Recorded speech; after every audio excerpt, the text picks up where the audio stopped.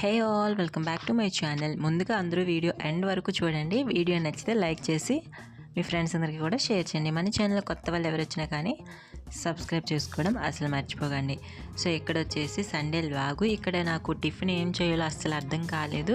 So ఇంకా అప్పటికప్పుడు అప్పుడే మిల్క్ ప్యాకెట్స్ అయితే మా హస్బెండ్ తీసుకొచ్చారని చెప్పేసి ఇంకా పాయసం చేద్దామని చెప్పేసి ఇంకా చేస్తున్నాను.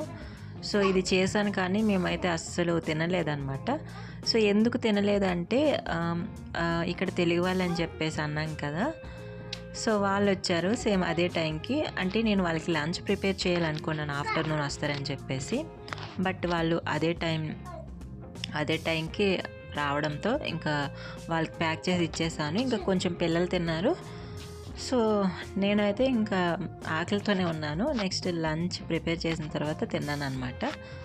సో ఇక్కడ వచ్చేసి వాళ్ళు వచ్చేసి అంటే ట్రైన్ కొంచెం ఫాస్ట్గా వచ్చేసిందంట. యాక్చువల్లీ చెప్పాలంటే ఆ ట్రైన్ వచ్చేసి సండే ఉంటుంది, చాలా లేట్గా వస్తుంది. మ్యాక్సిమం మేము ఎప్పుడు వెళ్ళినా కానీ 2-3 అవర్స్ ఖచ్చితంగా లేట్గానే వస్తుంది. నేను ఒకసారి మా జర్నీ వ్లాగ్లో షూట్ చేశాను కదా. సో అప్పుడే ఆ ట్రైనే అనమాట.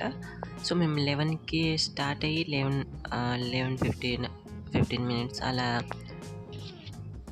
అక్కడికి చేరుకున్నాము. సో అక్కడికి రీచ్ అయిన తర్వాత ఏంటి అంటే ట్రైన్ వచ్చేసి 3 అవర్స్ లేట్ వచ్చింది. 2 o'clock అయితే వచ్చింది. సో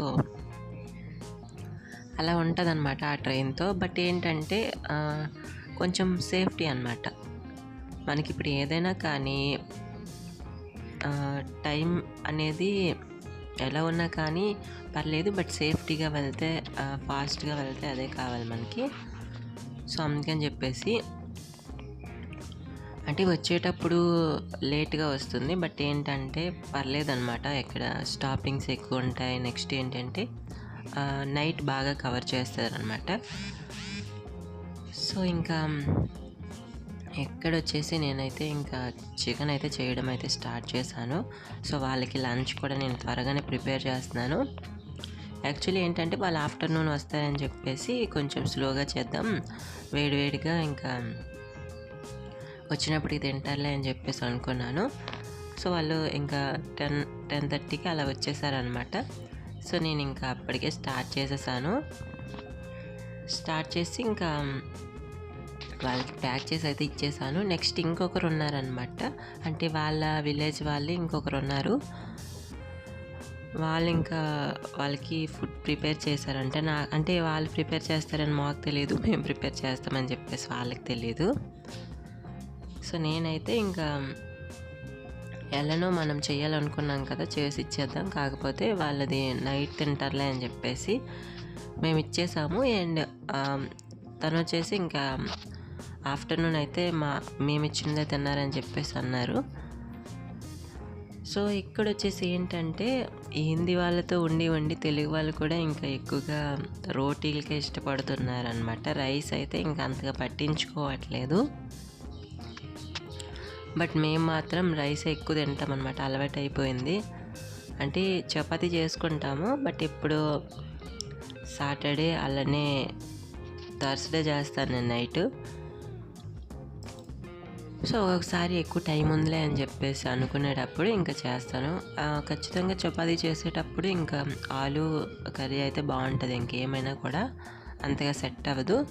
సో చూసుకొని చేస్తాను అనమాట. నెక్స్ట్ ఇక్కడ వచ్చేసి ఇంకా 1.5 kg చికెన్ కాబట్టి కొంచెం ఉల్లిపాయలు అనేవి ఎక్కువ వేస్తే బాగోదు చికెన్లో. బట్ ఇక్కడ నేను కట్ చేసేసాను, మళ్ళీ స్మెల్ వస్తాయని చెప్పేసి, అలానే పక్క నుంచి వేస్తే స్మెల్ వస్తాయి. సో అందుకని చెప్పేసి అన్నీ వేసేసాను.